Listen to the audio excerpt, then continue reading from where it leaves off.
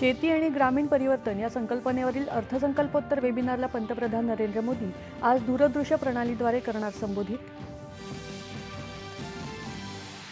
राज्याचे नवे राज्यपाल म्हणून जिष्णू देव वर्मा यांची नियुक्ती. राष्ट्रपती द्रौपदी मुर्मू यांनी काल 9 राज्यांसाठी राज्य आणि नायब राज्यपालांच्या नियुक्तीसाठी दिली मंजुरी.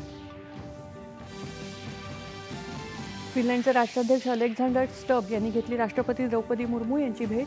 पंतप्रधान मोदी यांच्याशी द्विपक्षीय चर्चा. भारत आणि फिनलँड यांच्यात जनसंपर्क आणि पर्यावरणविषयक महत्त्वपूर्ण करार.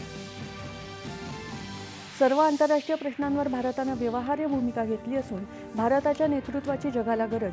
रायसिना संवादात फिनलँडच्या राष्ट्राध्यक्षांचं प्रतिपादन. मुख्यमंत्री देवेंद्र फडणवीस आज सादर करणार राज्याचा अर्थसंकल्प. चालू आर्थिक वर्षात राज्याचा विकास दर 7.9% राहण्याचा अंदाज आर्थिक पाहणी अहवालात व्यक्त. वित्तीय तूट 3.5% राखण्यात यश. सेवा क्षेत्राची घोडदौड वेगात. त्याखालोखाल उद्योग आणि कृषी क्षेत्राचा विकास दर. पायाभूत सुविधांमुळे सलग 5व्या वर्षी विकासाची गती कायम राहणार.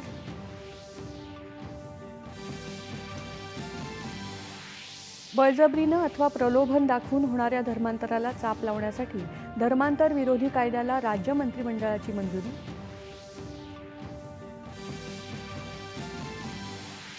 UAE-मधल्या नागरिकांसाठी भारताची नवी सूचनावली जारी.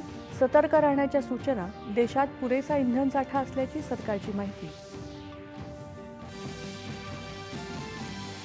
इराणचे सर्वोच्च नेते अयातुल्ला अली खामेनेई यांना भारतातर्फे परराष्ट्र सचिव विक्रम मिस्री यांनी वाहिली श्रद्धांजली.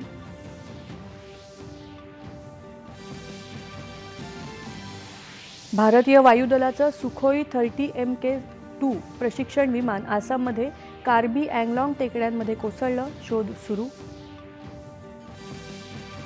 आणि T20 विश्वचषक क्रिकेट स्पर्धेत इंग्लंडवर 7 धावांनी मात करत भारताची अंतिम फेरीत धडक. 8 मार्चला न्यूझीलंडची अंतिम लढत.